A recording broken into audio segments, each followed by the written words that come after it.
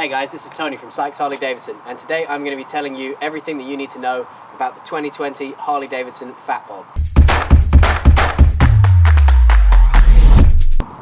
So, first impressions. The Fat Bob is an aggressively styled bike and it's got the performance and handling to match. Whenever anyone comes into the showroom who's completely new to Harley and they ask me, what they should try out first, if they've come from a sport bike background, the Fat Bob is what I recommend. The reason for that is it's an aggressively styled bike. It's got, fantastic handling, fantastic braking. You've got loads of power coming from that Milwaukee-Eight engine, and because you've got loads of ground clearance, you can crank it really far over, and you've got a lot of lean angle on these, and that is what sport bike riders are used to. It's what they feel comfortable with. If we start from the very front, the Fat Bob features a 16-inch front wheel, same in the rear. That contributes to that light, agile handling that I was talking about. On top of that, you've got these really cool, aggressive-looking tyres that come stock on the bike.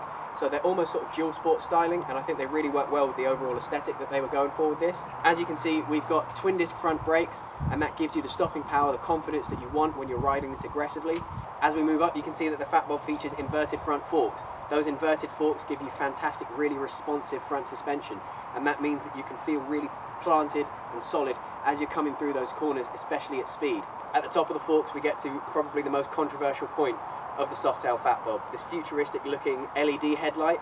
The Dyna Fat Bob came with old school twin headlights, and they were really popular, and a lot of people didn't like it when Harley moved to this sort of Cyclops looking LED headlight on the Softail Fat Bob. Personally, in the beginning, I wasn't a big fan of it either, but it's really grown on me, and I think it looks fantastic now. I can't imagine this bike with anything else. As we come up to the handlebars, you can see that the Fat Bob features these aggressively styled drag bars. I think they're perfect for this bike. They give you fantastic handling. They really suit the aggressive lines of this bike. If we come in close and have a look at the details, you can see these risers and these fork nut caps look absolutely fantastic. These CNC machine fork nut caps, I think, really nicely finish off the front end of this bike, especially because they're so exposed. As we come to the fuel tank, you can see that the Fat Bob features a nice slim tank. That contributes to the aggressive styling of the bike. This isn't your classic old school sort of cruiser. This is something a little bit meaner.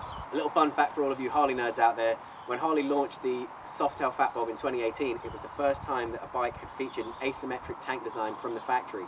So on one side you've got Harley-Davidson sweeping down the tank, and then on the other side you've got a really nice line that carries through up to your fuel cap. In the centre of the tank you've got the console, which features a single gauge, builds quite nicely into the minimalist lines of this bike. So you've got an RPM indicator there, and underneath you've got the digital readout, which is your speedo. Some of the other functions that the digital readout also has is obviously trip A, trip B, and you've also got a range indicator on there. Moving down onto the engine, the Fat Bob features the Milwaukee-Eight motor, and I could talk about it all day long, but the only way to get a proper feel for this engine is to get out and ride something with it. This is the 114. They also do a 107 for the Fat Bob. Personally, I think both of them are fantastic. I would definitely recommend the 114 if you're going longer distances, going higher speeds, or if you're often taking a passenger or a load of gear with you. Moving down onto the exhaust system, I've got to tell you, this is not what the stock exhaust looks like on this bike. These are stock header pipes with blacked out heat shields. The originals are gold, and we put S&S Grand National Mufflers on this bike. We sell loads of Fat Bobs, and loads of people choose these S&S Grand National Mufflers. They sound fantastic.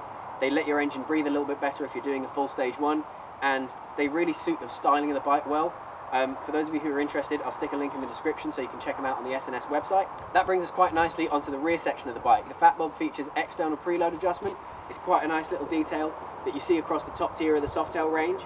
It means that if you're out on a ride and someone wants to jump on the back, or if you're about to go out and you're going to load yourself up with gear, that you can quickly and easily adjust your suspension preload, and it means you don't have to take the seat off and start messing around with spanners or anything like that. Moving back, we're continuing with that dark custom theme. You've got these blacked out fender rails, and then you've got a nice little detail just to make them pop.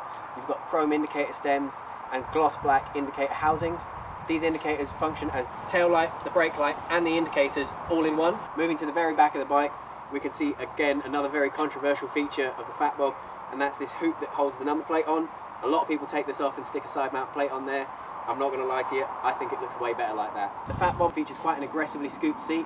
It gives you a great feeling of control when you're riding, and the styling of it is very sort of reminiscent of that club style Dyna kind of era, which built into that mean kind of stance of the bike. So if I hop on now so you can see what it looks like with someone sitting on the bike.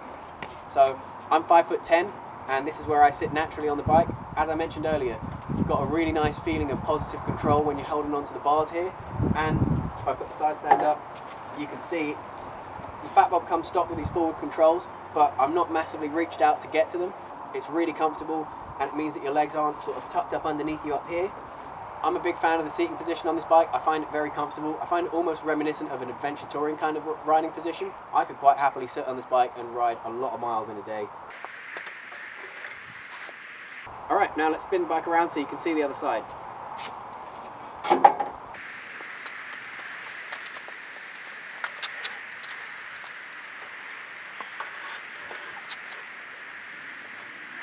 Okay, so points to note about the left-hand side of the Fat Bob. As I mentioned earlier, the Fat Bob features a twin disc front brake setup. So on the left-hand side of the front wheel, you've got a disc and a caliper as well. As we move back, something that's a really nice detail to note about all of the Softail range is that they all feature a USB charging point just here on the headstock. Having the USB charging point there is really handy, especially if you're the kind of person who uses a GPS, or if you have a phone mount on your handlebars so that you can use your phone as a GPS, or even if you just want to run a cable from there so that you can charge your phone while it's in your pocket while you're riding along, or if, like me, you use a center headset and you're riding along, the battery gets a bit low, you can just plug it right in. Moving down, you can see the Fat Bob features this really nice wrinkle black finished primary, again contributing to that dark custom styling, that mean aggressive look. And then you've got a really nice chrome derby cover just to set that off. A little detail that I like about the Milwaukee-Eight engine is that because they're twin spark heads, you've got twice as many HT leads running to spark plugs. And instead of trying to hide that and then run these cables, what Harley's done is they've made those ignition coils into a feature on the left-hand side of the engine, and I think they look really cool. As we move back, you can see that we've got a gloss black side panel, which works quite nicely with the gloss black belt guard to sort of contrast the matte and gloss finishes. And that's it, that's the left-hand side of the bike. Alright guys, that's our video. I hope you enjoyed seeing what I had to say about the 2020 Fat Bob. And if you want to see more like this, don't forget to like, comment, subscribe, share, all of that good stuff. And if there's anything that I missed that you wanted to know, make sure to drop it in the comments below and I'll try and get back to you. So, until the next one, ride safe and keep the rubber side down.